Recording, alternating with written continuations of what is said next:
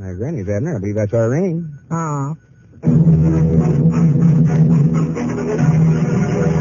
Frigidaire presents, as its Christmas greeting to you, a special broadcast of the new Lum and Abner show.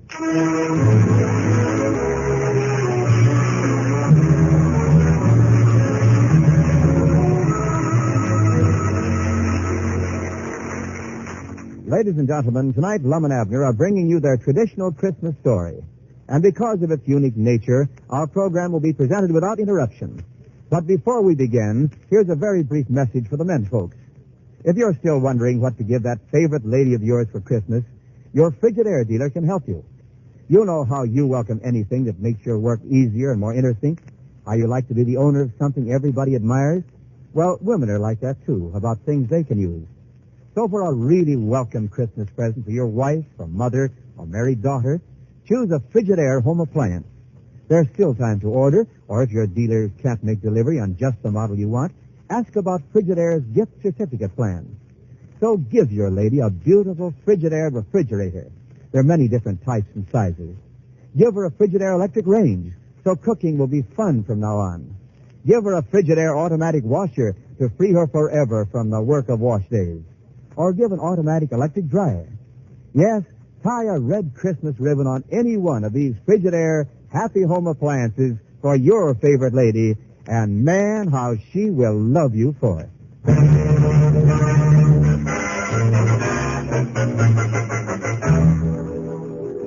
And now Frigidaire, a division of General Motors, takes you on a Christmas visit to Pine Ridge.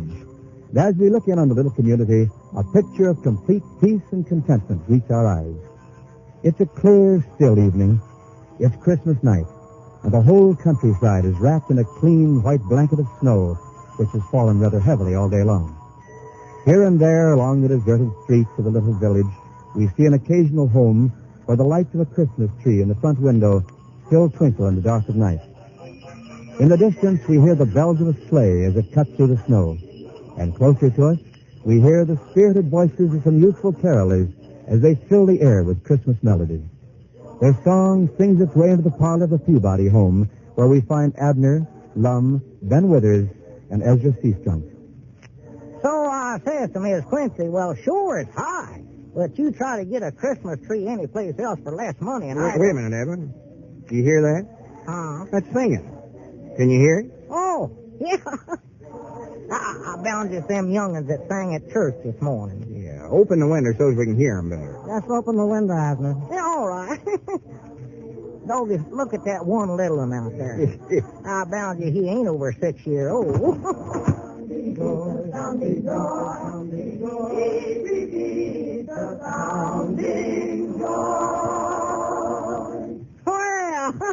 that was just fine, boys. That was awful pretty. Yeah, ask them to sing another, Abner. We'd just love to hear you sing another, and if you don't mind. Oh, hope they say no else. There's my favorite. Well, now, the one I've always liked best is that... Oh, wait a minute, Lum. I believe they got ideas of their own. Yeah, that's the one. That's it. Keep quiet so that we can hear it.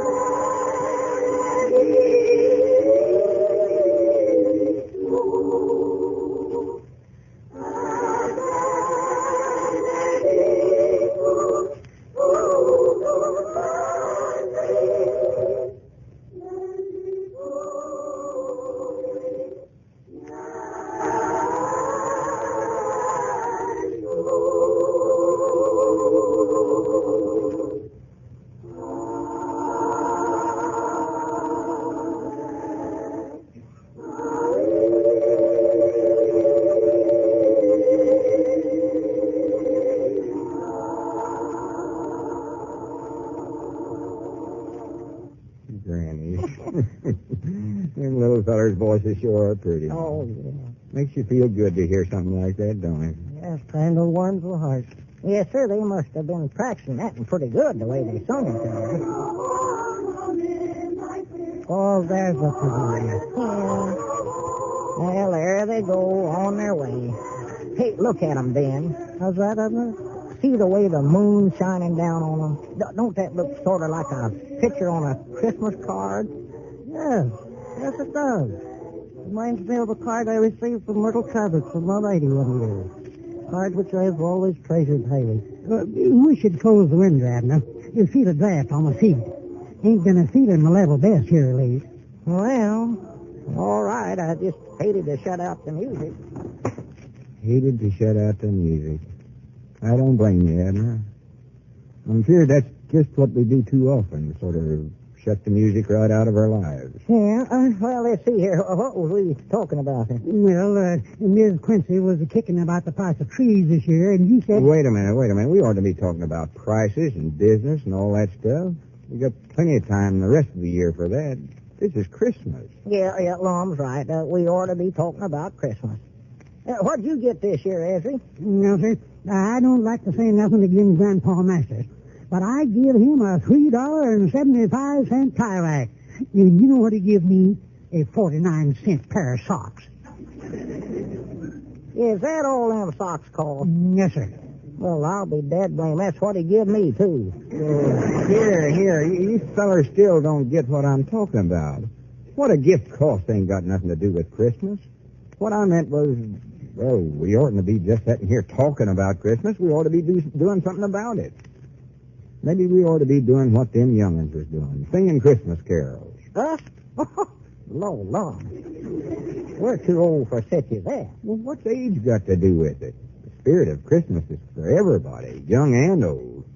We sort of turn it over to the children, but we ought to enjoy it with them. Well, yeah, I reckon you're right. Somehow or other, it just ain't seemed like Christmas to me this year. Seems like we're missing something. Or, well, I don't know. I can explain it. Come on, let's just try a few songs. Might just do us good. Well, I don't know if I ought to be tramping around this here snow. I ain't been a feeling my level best here lately. Oh, I don't mean go outdoors and sing. No, I wouldn't want to flick voices like ours on nobody else. I mean, just do it right here. Oh, well, I reckon we could. Our neighbors ain't home today, so they can't object. Ought to have a songbook, I reckon. Ain't but a couple of them carols that I know by heart. Well, my favorite is Noel. Abner, why don't you call Mrs. Peabody in from the kitchen and have her play the organ? Yeah, that's a good idea. Get Elizabeth in here to chord for us.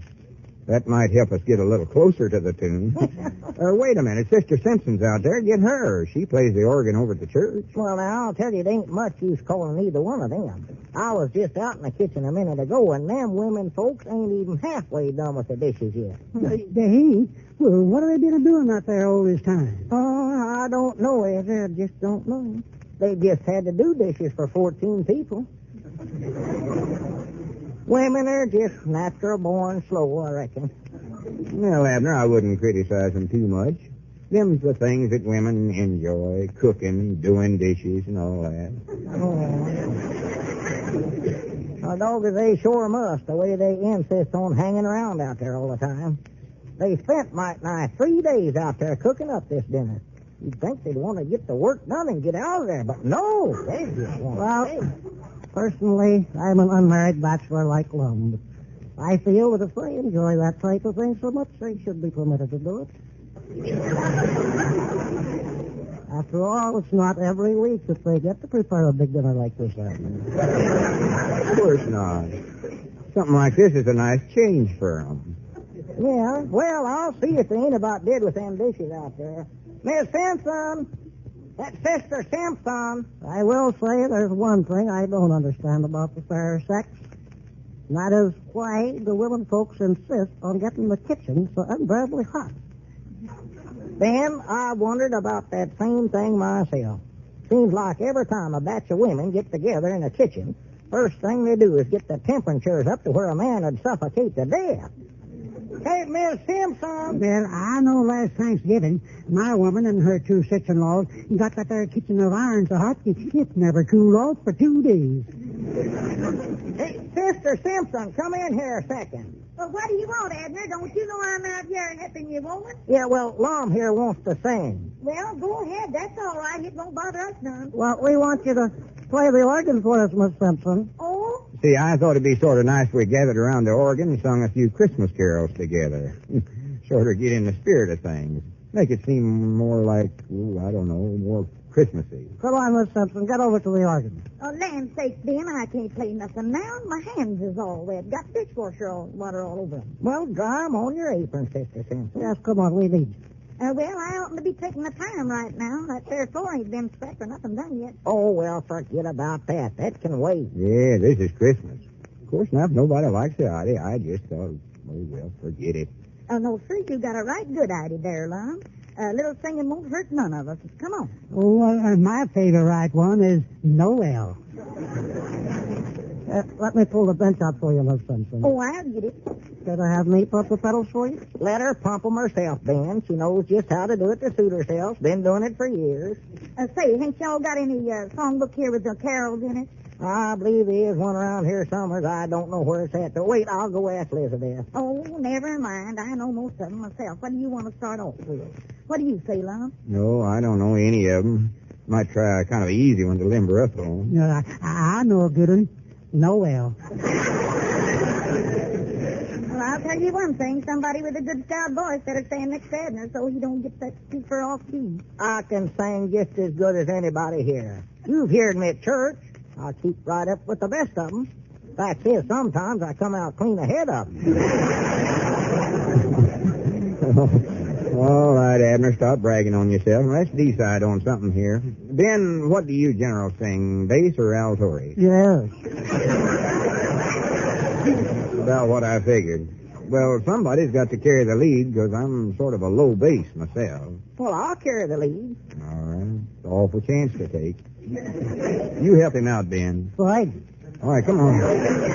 Yeah, let's start. Yeah, get the pumping, Miss Simpson. Well, all right, but you ain't told me what you're going to sing yet. Oh, sure, that's right. Yeah, well, let's see now. Oh, I just happened to think of one. Noel. There's a rather nice song about decking the halls with holly, one thing or another, but I don't know it. There's one part that goes, those are the only words I'm sure of. Well, here, I can't pump this thing all day. How about this one? Yeah, that's a good one, sure. Is that Noel? Well, come on, Ben, get in here close. Right. All ye faithful, joyful and triumphant, O come ye to Bethlehem. Come and behold him, born the King of angels. Oh, come, let us adore him. Oh, come, let us adore him. Oh, come, let us adore him. Christ the Lord. I granted that was all right. A little rusty, but all right. How about Noel now? Miss Simpson, you played that highly excellently. Oh, I can't play so good, Ben, but I just do the best I can. Well, let's see now. Who's got another subject? Noel is nice. How does little town of Bethlehem start out?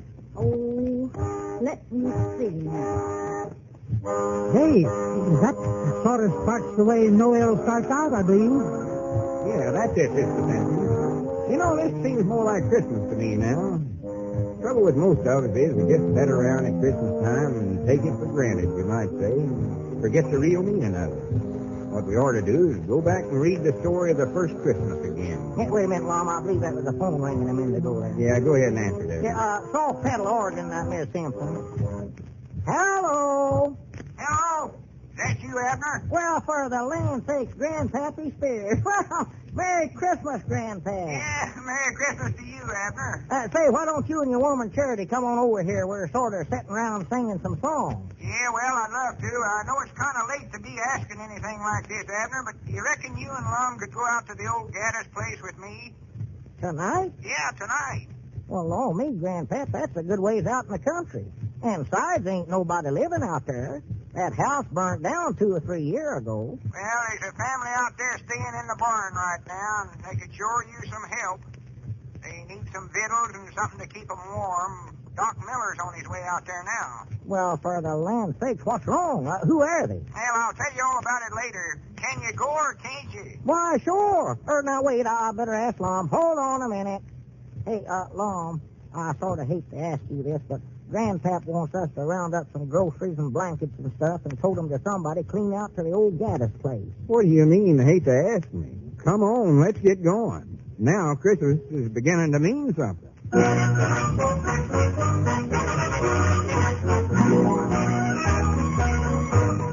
Put in another loaf of bread, Abner. Yeah. And some more of them apples. Well, now, Lum, we don't want to make this too heavy. Don't forget, we got to tote this quite a ways tonight. Well, leave them out then. How come Doc Miller went out there? Well, Grandpap never said. Say, maybe you're right, Lum. Hand me another batch of them apples.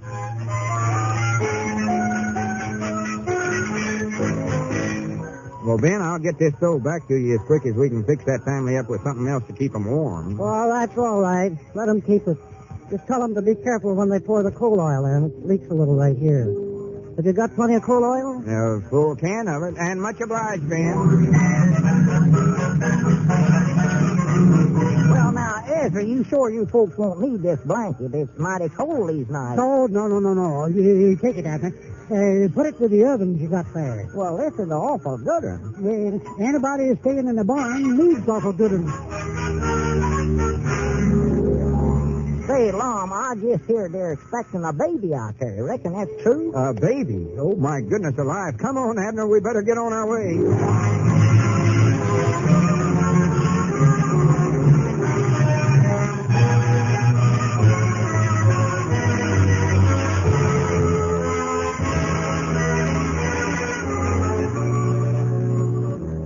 And thus it is that we find 3 old fellows, burdened with gifts, trudging along through the snow on the road which leads from Pine Ridge out into the countryside. Lum, Abner, and Grandpappy Spears on a real Christmas mission. Hey, you sure we're headed right now, are you, Grandpap? Yeah, I know this is the way. Doc Miller rode his horse over here. You can see his tracks there in the snow. Yeah.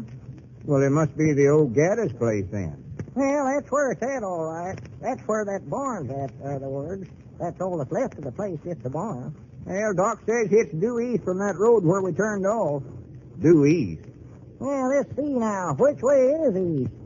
I ain't paid no attention to the directions here. Wait a minute. Whereabouts is the East Star? There it is, right ahead of us. We're going right, man. Don't worry about that. Yeah, we can just follow the East Star. Yeah, that ought to lead us to it, all right. How'd you find out about these folks, Grandpap? Well, Doc Miller and his woman ate dinner over at our place, and we were sitting there visiting after we got done eating, and the telephone rung and told Doc to get right over here. Well, who done the calling? Oh, some feller named Joe something or another. Forget what he did call his name. He'd went over to some neighbor's house to call. Said they'd been into the county seat to pay their taxes, and there weren't no room at the hotel, so they come out here to this old barn to spend the night. Well, this ain't fitting weather to have to stay out in a barn. And they said they were sort of expecting the baby to be born tonight, huh? Yeah, that's the reason they called Doc Miller. What's the matter, Abner? Oh, doggies, my arms is getting hard. Well, here, let me carry them blankets a while, and you can carry this oil here. Is that box of groceries getting heavy, Grandpap? No, I'm all right. We ought to be there directly anyhow. Yeah, sir, this snow tires a body out walking through it, you know? Well, maybe we're walking a little fast for you, Abner. Here, you take the lantern. That'll help you see better. Yeah. Yeah, sir, it's mighty thoughty of you fellers to come over here at night this way. I sort of hate to call you to get out on Christmas, but After Doc left, why, me and the woman got to talking about how pitiful it was that couple was having to stay out here in this barn with nothing to eat and all. Well, I'm just glad you called me, Grandpap. Just proud of a chance to help 'em. Yeah, this makes it seem more like Christmas to me, doing for somebody else. You know, you just can't do things to make others happy without making yourself happy at the same time. No. Trouble with a lot of us, we sort of lose the Christmas idea altogether. Think too much about ourselves. The real Christmas spirit is the happiness we get out of making others happy. Yeah. Well, there we was, sitting there at home. Thought we was enjoying ourselves. And these folks out here spending Christmas in a cold barn this way. Oh, this wouldn't have been no Christmas to it if you hadn't called us up, Grandpap. Well, I knowed I could depend on you fellers. Now, men, if it's the old Gaddis place, we ought to be able to see it from the top of this hill here. Wait a minute, I believe that's the barn yonder, ain't it? Yeah, that's where they're at. Well, now, that's due east from where we was at, all right, for there's the east star right over the top of the barn. Yeah, there's Doc's horse tied to the fence there. Yeah, this is the place. See the light shining through the cracks in the walls? Well, so it's just a shame that them folks never let some of us know that they needed a place to stay. We've got plenty of room over at our place, and just been glad to have 'em.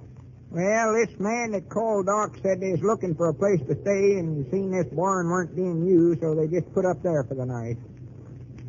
Whereabouts do they live, Grandpap, did he say? Yeah, they're from over about Pleasant Valley, somewheres. He told Doc he never had no cash money. He's taken every nickel he had to pay his taxes, but said if he'd make the call, he'd work it out as quick as he could. Well, old Doc never refused a call in his life, I don't reckon. No. I've knowed him to get up in the dead of night in the worst kind of weather to go call on the sick when he knowed before he went that he never would get no pay. Oh, yeah. Yeah, I don't know what we'd do without old Doc here in this community. Whilst there's some that says his methods is a little old-fashioned, but I grannies I'll take my chances with him every time. And he's pulled me through the shadows time and again. I've always said that Doc never practiced medicine for what money he got out of it, as much as he does for the good that he can be to his fellow man. No, sir, if there ever was a man that's got a preserved seat in a better world, it's old Doc Miller. We better not be talking too loud, fellers. We don't want to disturb him now. No, let's all be as quiet as we can. Yeah, we got to let Doc know we're here some way or other. I reckon it won't hurt nothing to tap on the door sort of gentle. No, go ahead, Lum. They might be needing us all so. I don't hear a sound.